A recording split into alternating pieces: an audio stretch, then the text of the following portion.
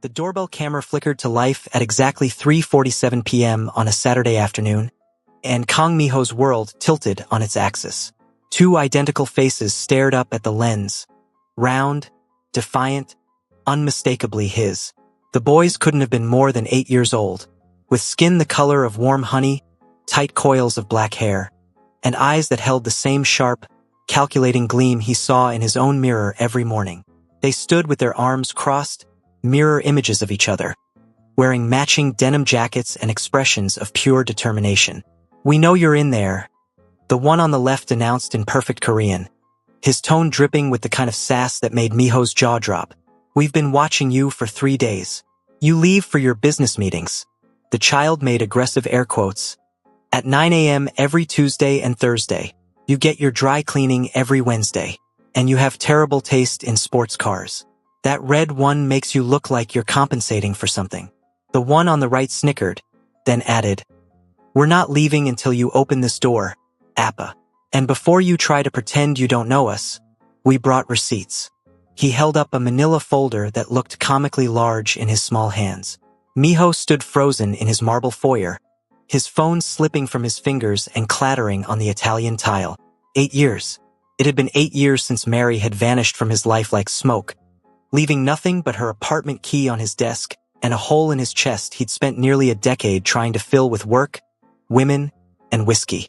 He'd been untouchable back then, the youngest underboss in the Kang family syndicate, arrogant enough to think he could have everything he wanted. Mary had been a light in his dark world, working as a translator at one of his legitimate business fronts. She'd been brilliant, funny, beautiful in a way that made him forget about the blood on his hands. And he'd ruined it all with his ego and a moment of weakness, with someone who meant nothing but children, his children. "Sir," his head of security, Yoon, appeared at his elbow, hand on his weapon. "Should I remove them?" "No." The word came out strangled. Miho moved toward the door like a man walking toward his execution. When he opened it, the full force of the twins' presence hit him like a physical blow. They were so small, so real, and they looked at him with a mixture of curiosity, judgment, and something else he couldn't quite name. Maybe hope, buried deep beneath layers of childish bravado. "Took you long enough?" the left twin said, pushing past him into the house without invitation. "Nice place. Very. I'm a rich guy with no personality. Where's the kitchen? We're hungry." The right twin followed, equally brazen, pausing only to look Miho up and down with theatrical disapproval. "Mom was right. You do dress like you're trying too hard. Is that shirt silk? Who wears silk on a Saturday? Who?" Miho finally found his voice. "Who are you?" They turned in unison, identical expressions of exasperation on their faces. "I'm Kai," said the one who'd spoken first. "I'm Kieran," said the other. "We're your sons.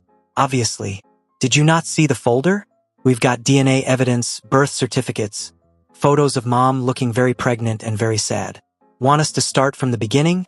Or can we skip to the part where you explain why you never came looking for us?" The accusation in Kieran's voice cut deeper than any knife Miho had ever faced. He followed them into his pristine kitchen, watching in stunned silence as Kai hopped onto a bar stool and Kieran began opening his cabinets with the confidence of someone who owned the place. "Wow, you have nothing but protein powder and expensive wine," Kieran announced. "Do you even eat? Mom says people who don't eat are either too busy being important or too sad to care.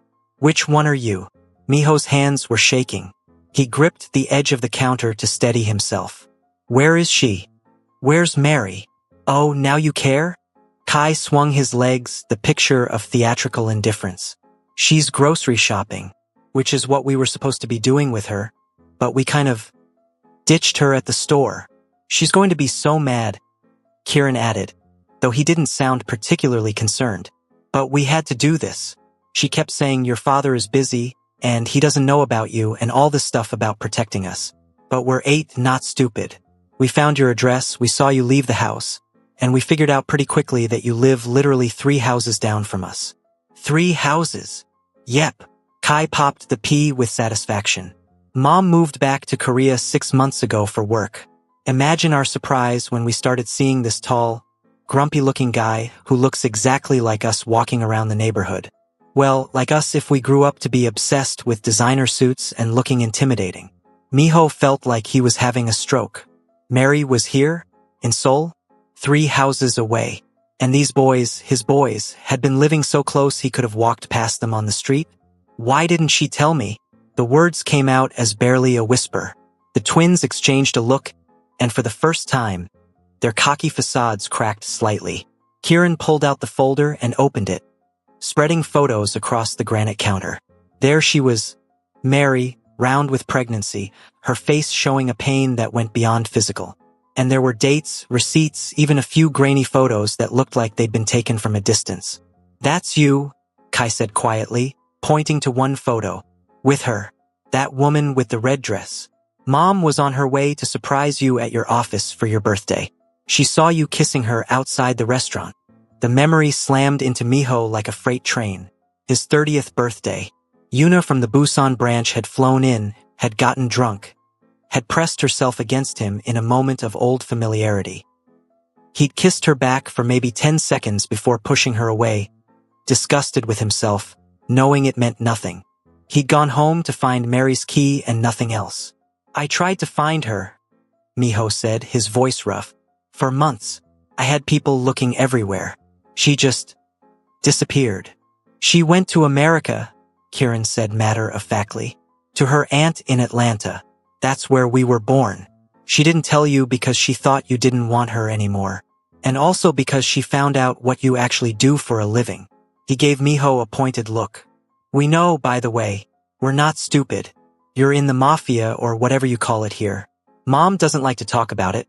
But we overheard her on the phone with Auntie saying something about organized crime and dangerous lifestyle. So why come here?" Miho couldn't understand their logic.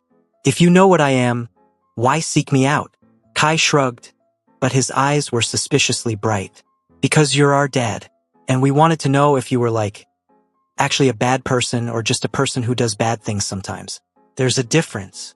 And also because Mom is lonely," Kieran added softly. "She pretends she's not, but we hear her crying sometimes at night, and we thought maybe, I don't know, maybe you missed her too. Maybe you didn't know about us and that's why you never came." The apartment suddenly felt too small, the air too thin. Miho looked at these 2 extraordinary children, brilliant, brave, heartbreaking, and felt something crack open in his chest that he'd kept locked away for years. "I didn't know," he said, and his voice broke on the words. "I swear to you I didn't know. If I had known." "You would have what?" Kai challenged. "Married her? Changed your job? Played happy family?" "I don't know," Miho admitted, and the honesty of it seemed to surprise the twins. "But I would have tried. I would have wanted to try." A phone rang, shrill and insistent. Kieran pulled a smartphone from his pocket. Where had 8-year-olds gotten smartphones? And grimaced at the screen. "It's Mom. She's blowing up our phones. I think she figured out we're not at the candy store." "We should probably go," Kai said, sliding off the stool. But he hesitated, looking up at Miho with an expression that was trying hard to stay neutral. Do you want us to come back? Or are we just a weird surprise you'd rather forget about?" The question broke something in Miho. He dropped to one knee so he could look them in the eyes. These magnificent boys who had his face and their mother's courage. "Come back," he said fiercely. "Come back every day. I want to know everything about you. What you like, what you hate, what you dream about. I want—" His voice caught. "I want to be your father. If you'll let me." The twins looked at each other, having one of those silent conversations that only twins could have. Then Kieran nodded. "Okay, but you have to apologize to Mom. Really apologize. Not that weak stuff men do where they say sorry but don't mean it. And you have to prove you're not a total disaster. And you have to answer all our questions about the Mafia stuff," Kai added. "Because it's actually kind of cool, even though Mom would kill us for saying that." "Deal." Miho held out his hand, and after a moment, each boy shook it solemnly. They were almost to the door when Kieran turned back. "Hey, Dad." The word dad nearly brought Miho to his knees again. "Yeah, that lady in the red dress? The one you kissed? If we ever see her, We're going to roast her so hard. Just warning you. Despite everything, the shock, the grief, the overwhelming avalanche of emotions. Miho laughed. Actually laughed. For what felt like the first time in years. I wouldn't expect anything less. They left, and Miho stood in his empty house that suddenly felt more like a home than it had in 8 years. Wondering how his entire life had changed in the span of 20 minutes. Outside, he heard voices. The twins chattering excitedly, and then another voice, one that still haunted his dreams. Kai, Kieran, where have you been? I was worried sick. Mary. His Mary. 3 houses away. Miho walked to his window and caught just a glimpse of her. Older, maybe a little tired, but still so beautiful it hurt. She had her hands on her hips, trying to look stern while the twins talked over each other, clearly explaining where they'd been. He watched her face cycle through shock, anger, fear, and something else he couldn't name. She looked up, right at his house, and even from this distance, he felt the weight of her gaze. Tomorrow, he thought. Tomorrow he would apologize. Tomorrow he would try to make things right. But tonight, he had to figure out how to be a father to 2 8-year-old boys who were smarter, funnier, and braver than he'd ever been. His phone buzzed with a message from an unknown number. This is Kai. We hacked your number from your doorbell system. Mom says we can't come over tomorrow because she needs to process, but we'll be there Monday after school. Also, we want pizza. The expensive kind. KNK. Miho saved the number, then read the message again. A smile spreading across his face despite everything. He was a father. Somehow, impossibly, he was a father. And those boys were absolutely going to keep him on his toes. Monday afternoon arrived like a storm Miho had been watching approach on the horizon. Inevitable, electric, and potentially devastating. He'd spent all of Sunday in a strange fugue state, alternating between staring at the text messages from his sons. His sons? The word still felt surreal. Researching child development like he was studying for the most important exam of his life, and resisting the urge to walk 3 houses down and camp on Mary's doorstep until she agreed to talk to him. His mother, Kang So-hee, had called no fewer than 14 times, each voicemail escalating in concern after Yoon had apparently let slip that something significant had happened. Miho hadn't called her back yet. How did you tell your mother that she'd been a grandmother for 8 years without knowing it? At 3:30 p.m., his doorbell rang, and the camera showed 2 backpack-wearing tornadoes bouncing impatiently on his doorstep. Let us in. We brought our homework and Mom packed us snacks, even though she's still super mad. Kai yelled at the camera. Miho opened the door, and the boys rushed past him in a whirlwind of energy and noise that was so different from the usual silence of his house that he felt momentarily disoriented. Your house still looks like a furniture showroom, Kieran announced, dropping his backpack on the pristine white sofa in a way that made Miho's housekeeper would have had heart palpitations. Do you actually live here, or is this just where you sleep between being intimidating? I live here, Miho said, still trying to adjust to the reality of children in his space. Children who were his, who had his blood, who looked at him with expectation and challenge in equal measure. Barely, Kai muttered, already exploring the living room. Mom's place has pictures and plants and stuff that makes it feel like people with feelings live there. You have a glass sculpture that probably costs more than a car. It's very serial killer chic. I'm not a serial killer.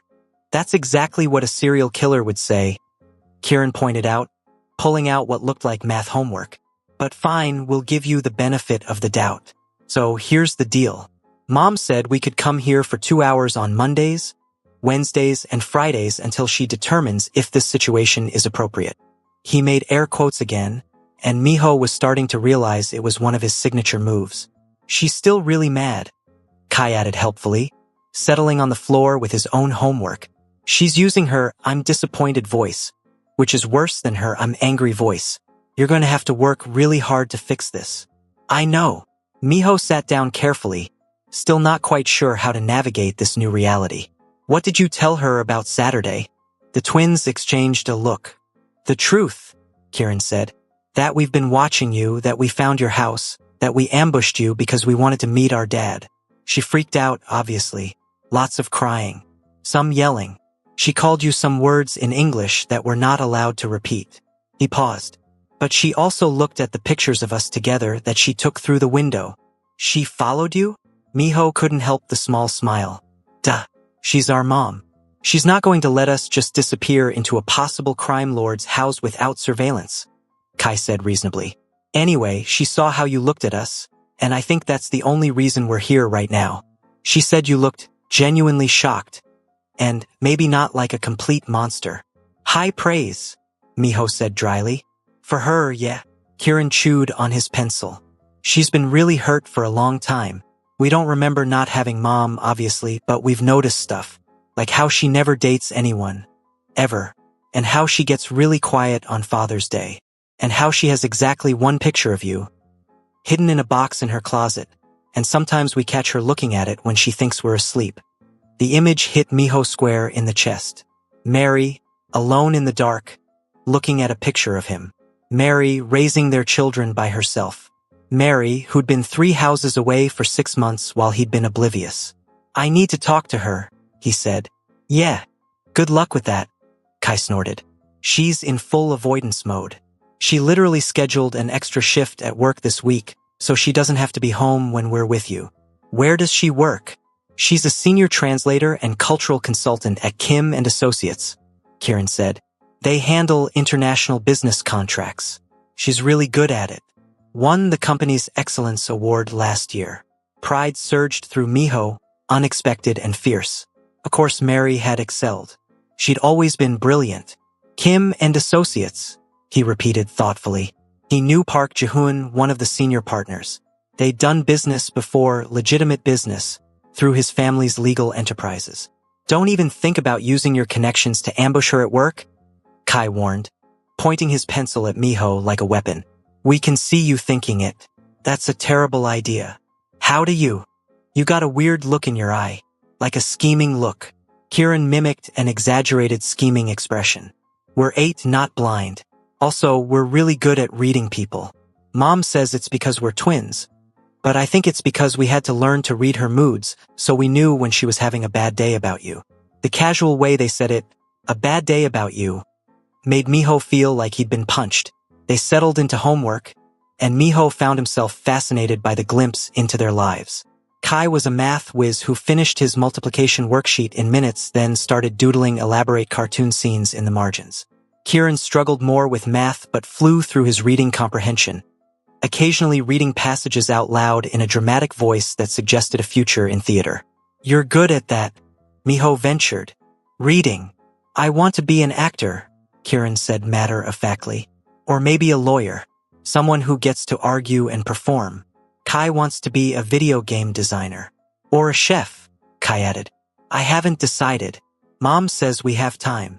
Your mom is right. She usually is, both boys said in unison, then grinned at each other. An hour into their visit, Miho's phone rang. His mother, again. You should probably answer that, Kai observed. She's called like 8 times since we got here. Your phone has been buzzing like crazy. Miho hesitated, then answered. Iyama. Kong Miho, why have you been avoiding me? Yoon said something happened. Are you hurt? Is there a problem with the business? His mother's voice was sharp with worry and barely concealed annoyance. I'm fine. There's no problem with the business. Miho looked at the twins, who were watching him with undisguised curiosity. But something did happen. Can you come over? Now? Now? Miho, I'm in the middle of... Please, Iyama. It's important. He took a breath. It's family. The word family did it. 15 minutes later, his mother swept through the door in designer clothes and pearls, her eyes scanning for whatever crisis had prompted the summons. She stopped dead when she saw the twins sitting on the floor. Who? She looked from them to Miho, and he watched her sharp mind work, saw the moment comprehension dawned. Her hand flew to her mouth. Miho, Yama, these are my sons, Kai and Kieran. He gestured to each twin. Boys, this is your grandmother. The silence that followed was deafening. Then Kai, ever the bold one, stood up and bowed politely. Hello, grandmother. Nice to meet you. We're 8 years old, we live 3 houses down. And yes, this is just as weird for us as it is for you. So he made a sound somewhere between a laugh and a sob. She moved forward slowly, as if afraid they might disappear, then dropped to her knees in front of them, her expensive skirt forgotten. "You're real," she whispered, reaching out to touch Kieran's face with trembling fingers. "You're really real." "Very real," Kieran confirmed. "We have birth certificates and everything. I'm a grandmother." So his eyes filled with tears. "I have grandchildren. She looked at Miho with an expression he couldn't quite read. Joy, anger, confusion all mixed together. "Where have they been? Why didn't you tell me?" "He didn't know about us until Saturday," Kai explained. "Our mom left Korea before we were born and never told him she was pregnant. It's a whole thing. Kind of dramatic, honestly." "Your mother?" So he stood, her moment of emotional vulnerability passing as her more practical nature reasserted itself. "Where is your mother?" "Working," Kieran said, "and avoiding Dad. Also a whole thing." "Mary," Miho said quietly. "Mary Park. You met her once, remember? 8 years ago." Recognition flickered across Sohee's face. "The translator. The American girl who was—" She trailed off, clearly remembering. "You were different when you were with her. Lighter. And then she left and you became—" She gestured at him vaguely, indicating the cold, controlled man he'd become. "She left because she thought I was cheating," Miho said, deciding honesty was the only path forward.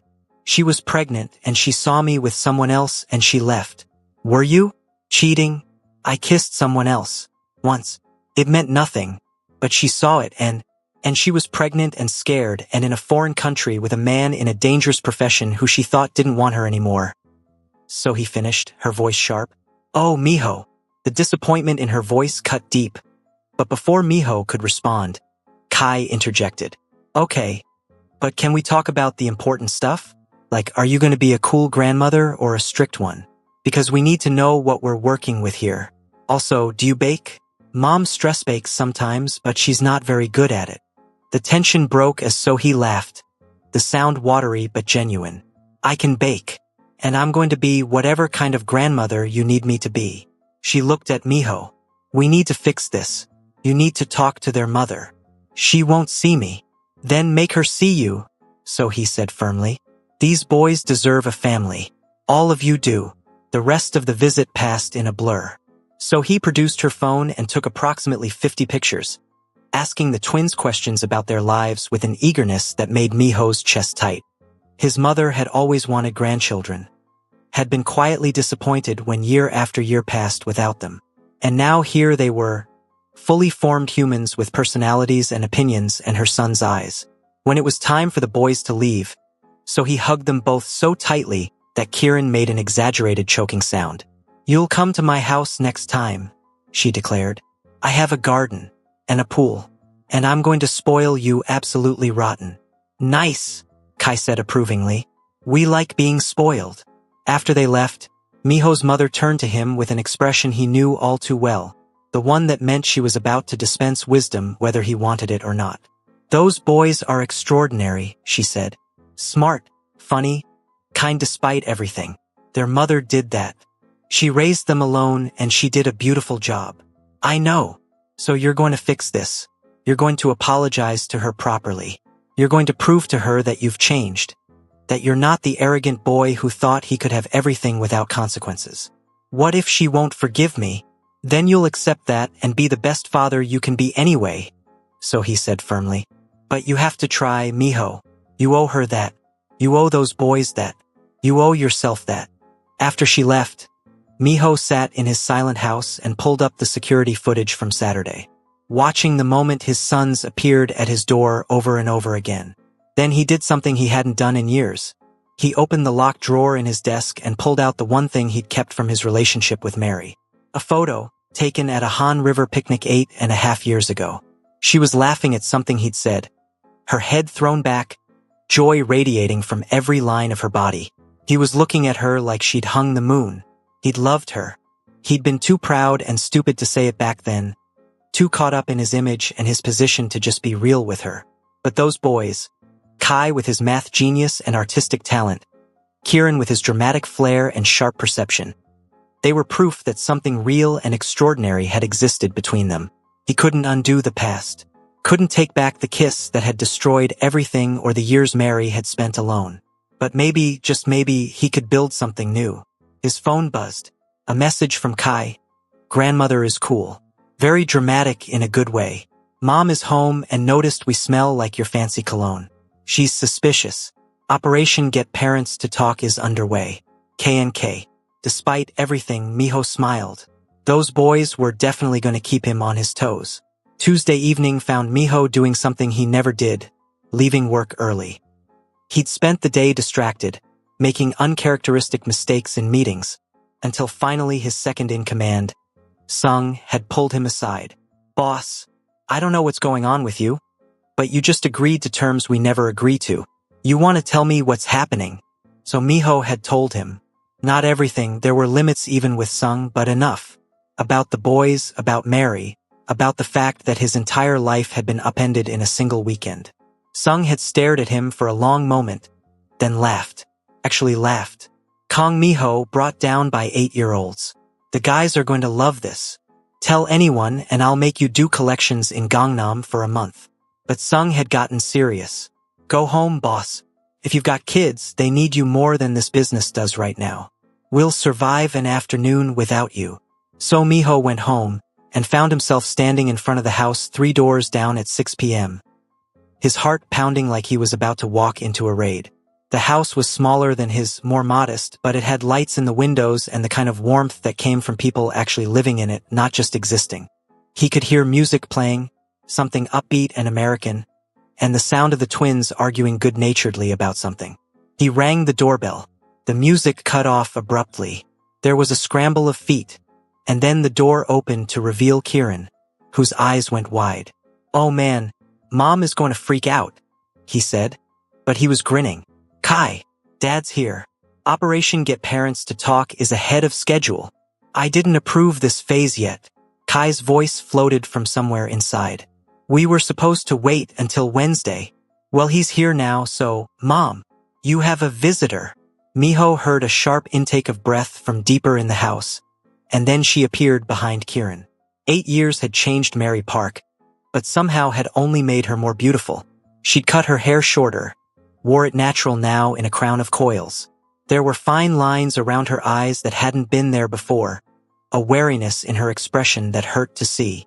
She was wearing jeans and an oversized sweater, barefoot, looking so much like the woman he'd loved that it physically hurt. What are you doing here? Her voice was carefully neutral, but he could hear the tremor underneath. We need to talk. No, we don't. We have a custody arrangement. 2 hours, 3 days a week. That's all we need. Mary, don't. She held up a hand. Don't you dare marry me in that voice. You don't get to show up at my house after 8 years and... Boys, go to your room, Miho said quietly, not taking his eyes off Mary. But we want to watch the drama, Kai protested. Room. Now. Something in his voice, the voice he used when he needed to be obeyed without question, made both twins move. But not before Kieran whispered loudly, You're doing great, Dad. Very intense. She likes intense. Room. The boys scampered off and Miho could hear their door close, though he had no doubt they were listening at it. Mary's jaw was tight, her arms crossed defensively across her chest. You can't just order people around here like you do in your world, Miho. This is my house. These are my children. Our children. My children that I raised alone. Her voice cracked, and he saw 8 years of pain and anger and exhaustion flash across her face.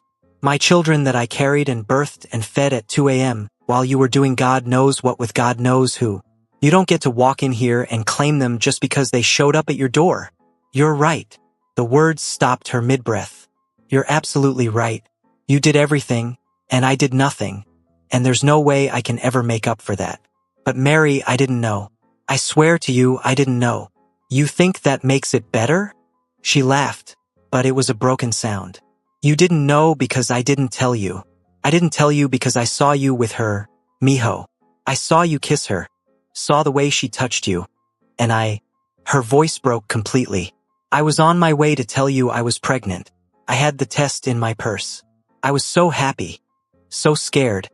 And then I saw you and I just couldn't. I couldn't be the idiot who stayed with a man who didn't want her. I did want you. God, Mary. I wanted you so much it terrified me. Then why did you kiss her? The question came out as barely a whisper. Miho took a step closer, careful, like approaching something wild and wounded. Because I was stupid.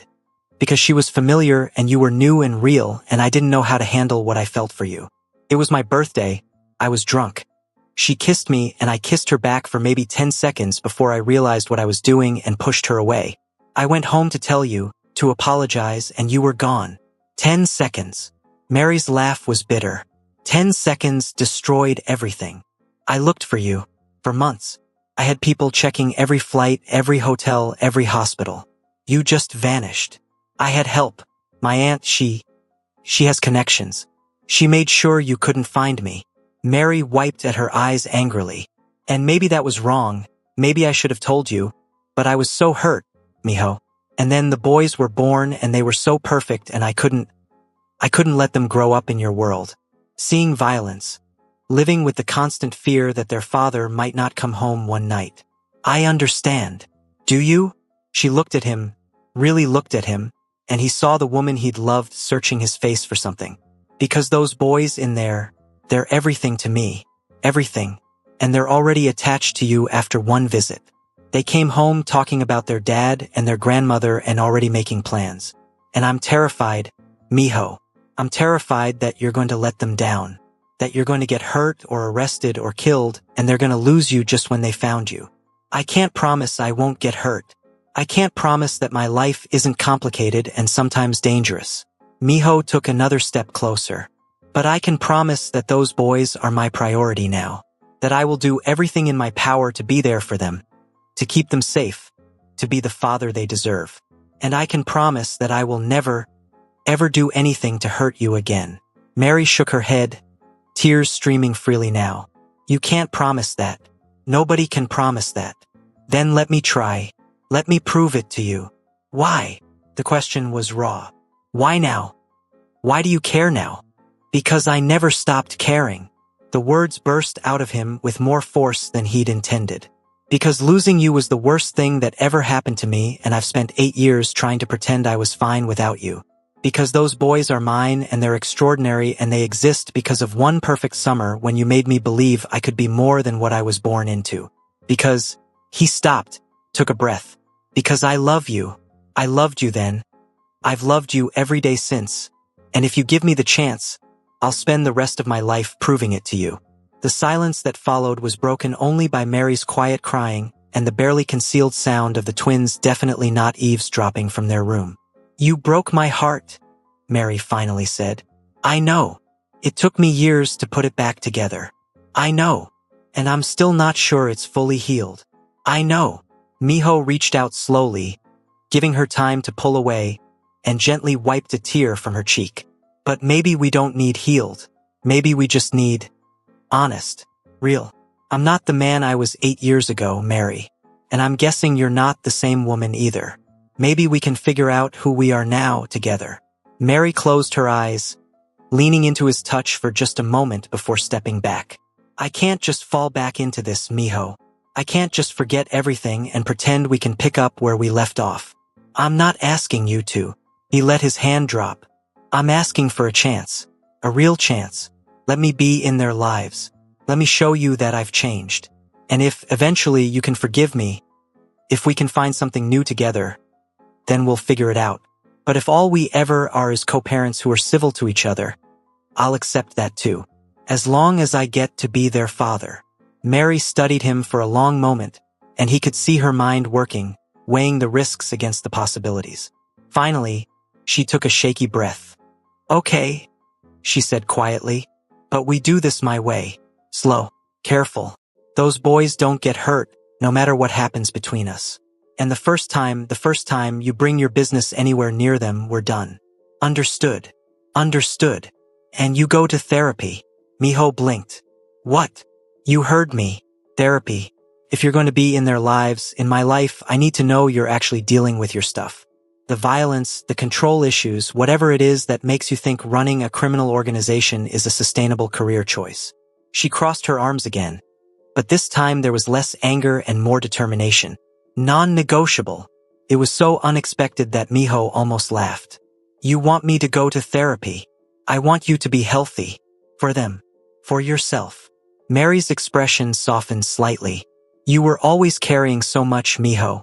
So much anger and responsibility and pain that you never talked about. Those boys deserve a father who's working on himself, not just existing in survival mode. He wanted to argue, to say that he was fine, that he didn't need, but that would be a lie. He hadn't been fine in years, maybe ever. Okay, he said. I'll find a therapist. Mary's eyebrows shot up. Just like that. Just like that. He managed a small smile. If that's what it takes to be in your lives, I'll do it. I'll do whatever it takes. The door to the boys' room burst open and two identical figures came tumbling out, nearly falling over each other. You're going to therapy? That's so mature, Kieran announced. And Mom's crying, but in a good way, we think? Kai added uncertainly. It's hard to tell sometimes. Mary laughed through her tears, reaching out to pull both boys into a hug. You two are supposed to be in your room. We were in our room. You didn't say we couldn't listen at the door. Kai grinned unrepentantly. So does this mean Dad can stay for dinner? Because we made extra pasta and Mom always makes too much anyway. Mary looked at Miho over the boys' heads, something complicated passing across her face. I suppose, if he wants to stay, but he has to help clean up. I can do that, Miho said, his heart doing something strange and unfamiliar in his chest. Hope, maybe, or possibility. Dinner was chaotic in the best way. The twins talked over each other, telling stories and asking questions and creating the kind of noise that Miho's house had never heard. Mary moved around her small kitchen with practiced ease, and he found himself watching her. The way she smiled at something Kieran said, the way she automatically fixed Kai's collar without thinking about it, the way she'd built this whole life without him. She'd done it all alone, and she'd done it beautifully. When the boys finally went to bed, after extracting promises that Miho would come back Wednesday and that grandmother would visit soon, Mary walked him to the door. They stood in the doorway, the night air cool between them. This doesn't mean we're together, Mary said quietly. You know that, right? I know. And I'm still angry. It's going to take a long time for me to not be angry. I know that too. She nodded, then surprised him by reaching out and touching his hand briefly. But thank you for coming here, for wanting to try. Those boys, they need you. Even if I'm terrified of what that means. I'll keep them safe, Mary. I promise. Just make sure you keep yourself safe too. Her voice caught. Because as mad as I am at you, I don't want to have to explain to them why their father isn't coming back. Miho caught her hand before she could pull it away completely. I'm not going anywhere. Not this time. They stood there for a moment, hands linked, 8 years of hurt and longing between them. Then Mary gently extracted her hand and stepped back. Good night, Miho. Good night, Mary. He walked back to his house feeling lighter than he had in years, despite everything. Behind him, he heard Mary's door close, and when he glanced back, he could see her silhouette in the window, watching him. Inside his own house, his phone was buzzing with messages. Business that needed attending to, decisions that needed making. But for the first time in 8 years, work felt like it could wait. His sons were 3 houses away. The woman he loved was giving him a chance. And tomorrow, apparently, he was finding a therapist. Kong Miho, feared underboss of the Kong family syndicate, smiled to himself in the darkness. His boys were absolutely going to keep him on his toes. And maybe, just maybe, that was exactly what he needed. 3 months later, Miho's life had transformed in ways he couldn't have imagined. His calendar, once filled exclusively with business meetings and operations oversight, now had blocks labeled Pick Up Boys from School, Kai's math competition, and Kieran's drama club performance. His pristine house had slowly accumulated signs of life, drawings stuck to his refrigerator with magnets, a soccer ball in the hallway, 2 booster seats in his car that his associates pretended not to notice. And therapy. God, therapy. Dr. Yoon Jae-woo was a slight woman in her 50s who had looked entirely unimpressed when Miho had walked into her office the first time. She'd listened to his carefully edited version of his life, leaving out specific details of his work but making it clear he operated in morally complex spaces. And then said, So you're here because your ex-girlfriend is making you come, not because you actually want to be here. Yes, he'd admitted. Well, at least you're honest. That's a start. 3 months in, and Dr. Yoon had somehow gotten him to talk about things he'd never spoken about. His father's death when he was 19, the pressure of inheriting the family business, the way violence had become so normalized he sometimes forgot there were other ways to solve problems. She called him out on his control issues, his difficulty expressing emotion, his tendency to use intimidation as a default communication style.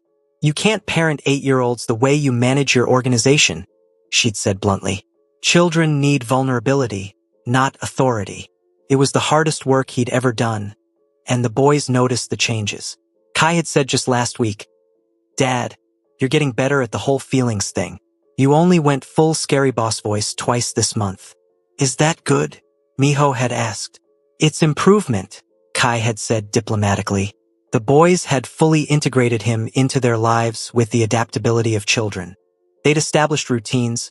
Monday, Wednesday, and Friday afternoons were at Miho's place, where he helped with homework, or tried to. Kai's advanced math often stumped him. Tuesday and Thursday evenings were dinners at Mary's, where Miho had been surprised to discover he actually enjoyed cooking with her. Weekends alternated, with elaborate outings planned by his mother, who had fully embraced her grandmother role with an enthusiasm that bordered on obsessive. So he had converted one of her guest rooms into what she called the boys' room, complete with bunk beds, video games, and enough toys to stock a small store. She'd learned to braid hair for Kai, who liked his hair longer, and had become Kieran's enthusiastic audience for his increasingly dramatic monologue performances. You're spoiling them, Mary had said, but she'd been smiling. I have 8 years to make up for. So he had replied unapologetically. I'm going to spoil them until they're 30. But the real complexity was Mary. True to her word, she'd kept things strictly co-parenting. She was cordial, friendly even, but there was always a careful distance between them. She never stayed long when he picked up the boys. She texted only about logistics.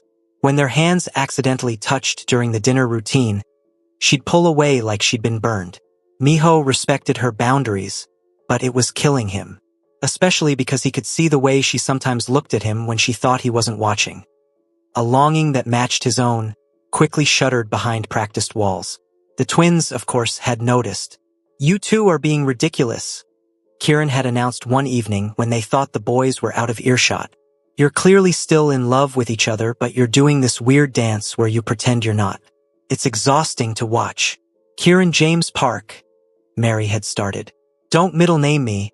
I'm right, Kieran had shot back. Kai, back me up. He's not wrong. Kai had said. You guys have been making eyes at each other for 3 months. Just kiss already so we can be a normal family.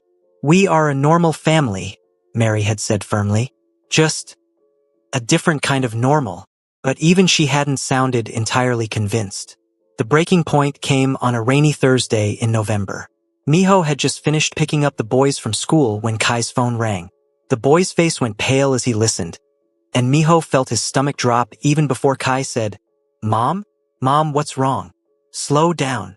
Miho pulled over immediately, taking the phone from Kai's shaking hand. Mary? What happened? There was an accident. Her voice was tight with pain. A car ran a red light, hit my driver's side. I'm okay, mostly, but my arm is broken and they want to keep me overnight for observation because I hit my head. I'm at Seoul National University Hospital and I can't pick up the boys, I can't. We're coming. Miho was already pulling back into traffic, his mind shifting into the crisis management mode that had served him well in his other life. Stay on the phone with me.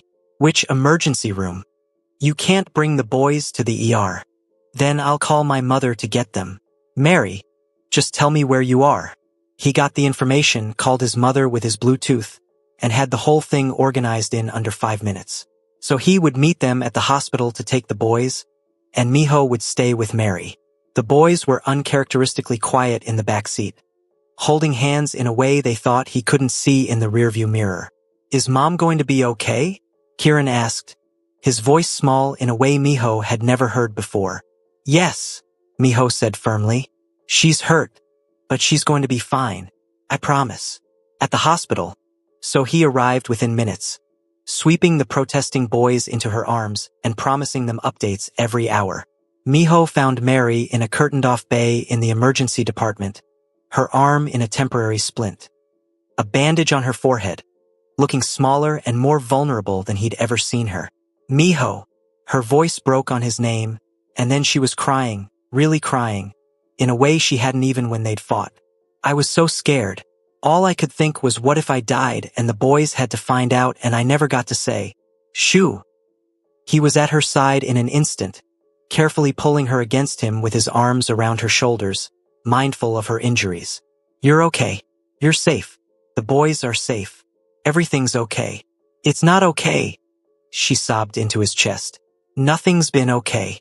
I've been so stupid, keeping you at distance because I was scared and proud, and I didn't want to admit that I never stopped loving you either. Miho's heart stopped. What? Mary pulled back enough to look at him, tears streaming down her face. I love you. I've loved you this whole time, even when I hated you, even when I tried to convince myself I was over you. And life is so short, Miho. That car came out of nowhere, and all I could think was that I've wasted 3 months we could have spent being happy because I was too afraid to forgive you. Mary, I forgive you. She cupped his face with her good hand.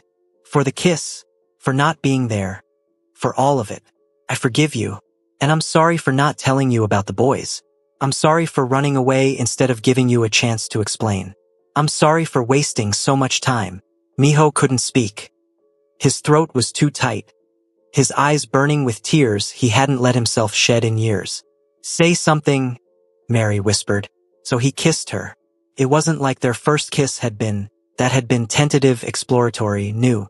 This was years of longing compressed into a single moment, desperate and gentle and healing all at once. She tasted like tears and hospital antiseptic and coming home. When they finally pulled apart, they were both crying. I love you, Miho said, the words he should have said 8 years ago. I love you, and I'm going to spend every day proving it to you. I'm going to be the man you deserve, the father our boys deserve. I'm going to. You already are, Mary interrupted softly. I've been watching you with them, Miho. The way you help with homework and listen to their stories and let Kieran practice his monologues on you even though you clearly have no idea what's happening. The way you're trying so hard to be better. That's all I ever wanted. I'm still in therapy. Good. Keep going. And my work. We'll figure it out. She touched his face again, like she was memorizing it. I'm not saying it'll be easy, but we'll figure it out together, like we should have done from the start. A nurse appeared then, apologetic but firm about needing to take Mary for x-rays. Miho reluctantly let her go, watching as they wheeled her away. His phone immediately buzzed with a text from Kai. Grandmother says Mom is okay? And that you're with her? What's happening? KNK. He smiled, typing back. Your mom is going to be fine. Broken arm, mild concussion. They're keeping her overnight just to be safe. And we're going to be okay too. All of us. The response was immediate. Does this mean you're getting back together? We're taking it slow. But yes, eventually, finally. Kieran says he called it. I say we both called it. We're coming to the hospital. Your grandmother isn't going to let you. We have our ways. 10 minutes later, Miho heard a commotion in the hallway, and then so he appeared with 2 determined 8-year-olds who'd clearly won whatever argument had occurred. They threatened to stage a dramatic scene in the hospital lobby. So he said dryly. Something about Kieran reciting Shakespeare at full volume until I relented. The quality of mercy is not strained, Kieran quoted dramatically. It was going to be very moving. The boys rushed to Miho, and he gathered them both into his arms, these extraordinary children who'd crashed into his life, and changed everything. Is Mom really okay? Kai asked. Really okay. Broken arm, and she'll have a headache for a bit, but she's going to be fine. And are you guys? You know? Kieran made vague gestures that were presumably meant to indicate romance. We're working on it, Miho said diplomatically. That's parent speak for yes, Kai translated for his brother. When Mary was brought back from x-rays, now with a proper cast and orders to rest, her face lit up at seeing the boys. They climbed carefully onto her hospital bed, one on each side, and the picture they made. Mary with her arms around their sons, all three of them smiling despite everything, made Miho's chest ache with love. "We were so worried," Kieran said, uncharacteristically serious. "I'm okay, baby. I promise." Mary kissed the top of his head, then Kai's. "It takes more than a bad driver to keep me down. And Dad told us he's going to take care of you," Kai added.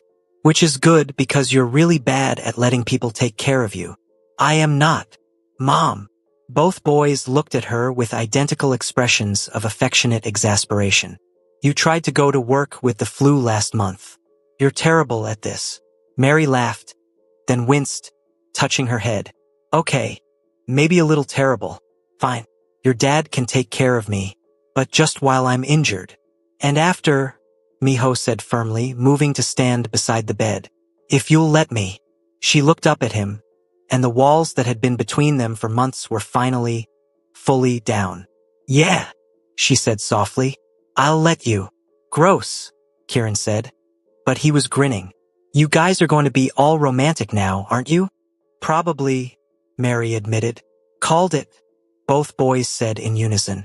3 weeks later, Mary was cleared to go back to work with her arm still in a cast, and life settled into a new rhythm. A better rhythm. Miho spent most evenings at Mary's house now, though he kept his own place for appearances and because, as Mary said, "We're taking this slow, remember?" But slow was relative when you had 8-year-olds who'd decided their parents belonged together and actively worked to make it happen. The boys had become expert matchmakers. They accidentally made dinner reservations for 2 and then claimed they wanted to stay with grandmother. They left romantic movies playing on the TV. Kieran had even written a short play titled Two People Who Should Really Just Admit They're in Love Already, and performed it for the family, with Kai playing the piano as dramatic accompaniment. "Subtle," Mary had muttered, but she'd been laughing. Miho's business associates had noticed changes too. He was more careful now, more selective about which operations he directly oversaw. He'd started transitioning more of the family empire toward legitimate businesses, using his position to gradually reshape things. It would take years, maybe decades, but he was committed to it. For his sons, for Mary, for the man he wanted to become. "You've gone soft," Sung had joked one day. "Maybe," Miho had said, "but I have a lot more to lose now. That changes things." The real test came in December, when an old rival family made moves on Kong territory. The old Miho would have responded with immediate, overwhelming force. The new Miho, the one who went to therapy and tucked his sons into bed at night, found a diplomatic solution that avoided bloodshed. "I'm proud of you," Dr. Yoon had said in their next session. "That couldn't have been easy." It wasn't, but I kept thinking about how I'd explain it to the boys if things went wrong, if someone got hurt, and I found another way. That's growth. On Christmas morning, Miho woke up in Mary's guest room. Slow? They were taking it slow, even if they sometimes fell asleep on the couch together watching movies, to the sound of chaos downstairs. He found the boys already tearing into presents while Mary sat in her pajamas, cast-free now, laughing at their excitement. "Merry Christmas," she said when she spotted him, and there was so much love in her eyes it took his breath away. "Merry Christmas," he replied, moving to sit beside her on the couch. The boys had bought him presents. Kai had made him a painting of their family, all 4 of them holding hands, with grandmother in the background, and Kieran had written him a story about the best dad in the world who learned to use his words instead of his scary face. "I don't have a scary face," Miho protested. "You really do." Mary, Kai, Kieran, and Sohee, who'd arrived early, said in unison. Later, after presents were opened and breakfast was eaten, Miho found Mary in the kitchen, looking out at the snow falling softly in the backyard. "Hey!" he said softly, wrapping his arms around her from behind. "You okay?" "Better than okay." She leaned back against him. "A year ago, I was so alone, Miho. It was just me and the boys, and I was terrified about moving back to Korea, scared of what might happen if you found out about them. And now I have this. A family." She turned in his arms to face him. "I know we're taking it slow. I know we're not officially together. But, Mary Park." Miho pulled a small box from his pocket, watching her eyes go wide. "I've been carrying this around for a month, waiting for the right moment." and I think the right moment is now. Miho, I'm not asking you to marry me. Not yet. I know we need more time, we need to keep building what we have. He opened the box to reveal a simple, elegant ring. But this is a promise. Promise that I'm all in. That I choose you, and the boys, and this family we're building. That I'm not going anywhere. And someday, when you're ready, I'm going to ask you properly. But for now, will you wear this? As a promise. Mary's eyes filled with tears. You ridiculous man. Of course I will. He slipped the ring on her finger, and she pulled him down for a kiss that was interrupted by twin shouts of, "Finally!" from the doorway. Were you two spying? Mary demanded, pulling away to glare at the boys. Obviously, Kai said. Grandmother helped. She's at the window with binoculars. Sure enough, when they looked, so he waved cheerfully from outside, binoculars in hand. Your family is insane, Mary laughed, but she was crying happy tears now. Our family, Miho corrected, pulling her close again as the boys crashed into them both, creating a chaotic group hug. Our perfectly insane family. 6 months later, at a small ceremony in Sohi's garden with only close family present, Miho slipped a wedding band onto Mary's finger. I promise to love you through everything, he said. The good, the bad, and the completely chaotic that our sons will definitely provide. Hey! Kai and Kieran protested from their positions as co-ring bearers. Mary laughed, tears streaming down her face as she slid a ring onto his finger.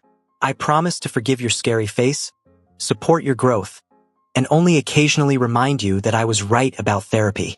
You were right about therapy, Miho admitted, to scattered laughter from the small crowd.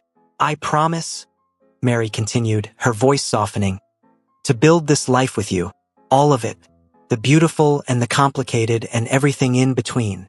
I now pronounce you husband and wife, the officiant said. You may. But Miho was already kissing her. To the sound of their sons cheering and Sohi crying happy tears and sung wolf whistling from the back. At the reception, Kieran insisted on performing a monologue he'd written about love, forgiveness, and the power of really stubborn children. Kai had made a slideshow of family photos set to music he'd composed himself. So he gave a speech about miracles and second chances that left everyone crying. You know, Mary said later, slow dancing with Miho as the sun set over the garden. 8 years ago, I never would have believed we'd end up here. Here. Miho pulled her closer, careful of her dress. Happy, married, with 2 amazing boys who are definitely going to give us gray hair before we're 40. She smiled up at him. Back then, I thought you were too broken and I was too proud and we'd missed our chance. What changed? 2 very determined 8-year-olds showed up at your door and decided to fix everything. Mary glanced over to where Kai and Kieran were teaching Sohi a complicated video game dance move. They're pretty extraordinary. They got it from their mother. And their father, Mary said firmly. Don't sell yourself short. You've come so far, Miho. You're not the same man you were. Neither are you. You're stronger. Softer somehow, but stronger. We both grew up, Mary said. Just took us 8 years and a couple of matchmaking kids to figure it out. Kieran appeared at their side, pulling at Miho's sleeve. Dad, Kai says you have to come see this thing grandmother is trying to do. It involves a drone and I'm pretty sure it's dangerous. Why do I feel like my life is going to be constant chaos from now on? Miho asked the universe. Because it definitely is, Mary laughed. But that's what makes it beautiful. As Miho was dragged away to supervise whatever catastrophe his mother and sons were creating, he caught Mary's eye across the garden. She was laughing, surrounded by friends, her ring catching the light, and she'd never looked more beautiful. 8 years ago, he'd lost her because of pride and stupidity. Today, he'd married her because 2 8-year-old boys had decided their parents belonged together and refused to take no for an answer. Dad, the drone is stuck in a tree, Kai yelled. Grandmother tried to get it down with a broom, Kieran added. Now grandmother is also in the tree, so he called cheerfully. Miho looked skyward, silently asking for patience, then headed toward the chaos with a smile on his face. 2 years later, Dad, we have a situation, Kai announced. walking into Miho's home office where he was reviewing quarterly reports from the legitimate side of the family business. What kind of situation? Miho asked, though he'd learned to be wary of that tone. Kieran got into a fight at school. Miho was on his feet immediately. Is he okay? What happened? He's fine. But he punched a kid for saying mom was too old to have another baby. Miho froze. Another? What? Kai grinned, pulling out his phone and showing Miho a text from Mary. Tell your father to come home. We need to talk. And yes, before you ask, yes. Surprise. Miho stared at the text, then at Kai, then back at the text. Your mother is pregnant? Apparently. Kieran heard her on the phone with Auntie talking about it, which is how he knew to defend her honor at school. Very dramatic. The other kid apparently said something about mom being ancient for having a baby at 34, and Kieran went full protective mode. He punched a kid. In our defense, Kieran said, appearing in the doorway with what looked like an ice pack on his knuckles. The kid had it coming. Nobody talks about our mom like that. Miho looked at his sons. 10 years old now, still finishing each other's sentences, still creating chaos wherever they went. Then he looked at the text from Mary again. Another baby. He was going to be a father again. I need to go home, he said faintly. Obviously, both boys said in unison. He found Mary in their bedroom. They'd officially moved in together a year ago, though he still kept his old place for business purposes, sitting on the edge of the bed with a nervous expression. So, she said, surprise. Miho crossed the room in 3 strides, pulling her into his arms. How long have you known? 3 days. I was trying to figure out how to tell you. Then Kieran punched a kid and I figured the cat was out of the bag. He punched a kid for defending your honor. I'm almost proud.